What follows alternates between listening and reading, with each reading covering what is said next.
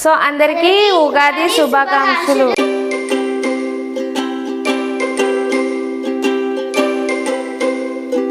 Hi guys, అందరూ ఎలా ఉన్నారు? నేను కూడా బాగున్నా. Welcome to my channel Sindhu official. అందరికీ ఉగాది శుభాకాంక్షలు.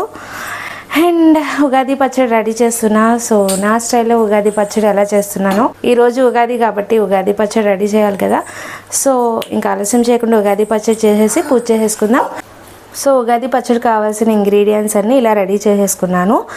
ఇందులో ఏమున్నాయంటే యాపిల్ చిన్న చిన్నగా కట్ చేశాను, ద్రాక్ష, బనానా, ఇలా అరటిపండు, నెక్స్ట్ చెరుకు ముక్కలు ఇలా చిన్న చిన్న కట్ చేశాను, మ్యాంగో కట్ చేసుకున్నాను. ఇక్కడేమో పుట్నాలు ఉన్నాయి, అదే వేపిన పప్పు అంటారు కదా, సో అది, తురిమిన బెల్లం, అండ్ ఇది ఏంటి అంటే వేప పువ్వు, అండ్ ఒక పచ్చిమిర్చి కారం కోసం, అండ్ చింతపండు నానబెట్టుకున్నాను. సో ఇంకా ఆలస్యం చేయకుండా, సో ఇలా చింతపండు నానబెట్టుకున్నాం కదా, ఈ చింతపండు పల్చగా ఉండాలి, మరీ చిక్కగా చేయను, ఇలా పల్చగానే తీసుకుంటా. ఈ వీడియోలో చెప్పడం మర్చిపోయాను, ఈ చింతపండులోనే లైట్గా ఒక స్పూన్ సాల్ట్ వేసాను.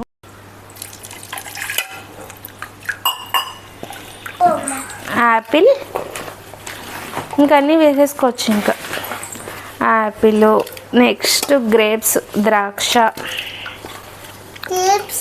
నెక్స్ట్ బనానా, చెరుకు, నెక్స్ట్ ఉండు బడ్డీ, నెక్స్ట్ మ్యాంగో, నెక్స్ట్ పుట్నాలు, నెక్స్ట్ పచ్చిమిర్చి, సో తురిమిన బెల్లం ఇలా ఒక కప్పు,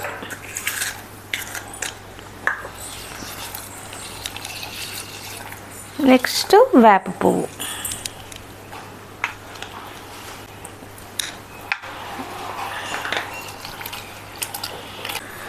సో ఇలా ఉగాది పచ్చడి కలిపేశాను. సో ఇలా పలచగా ఉంటేనే ఇష్టం అన్నమాట. సో ఇలా ఉగాది పచ్చడి కలిపేసుకుని ఇంకా దేవుడికి నైవేద్యం పెట్టేద్దాం. ఇంకా నెక్స్ట్ పూజ చేసేసుకుని దేవుడికి నైవేద్యం పెట్టేస్తే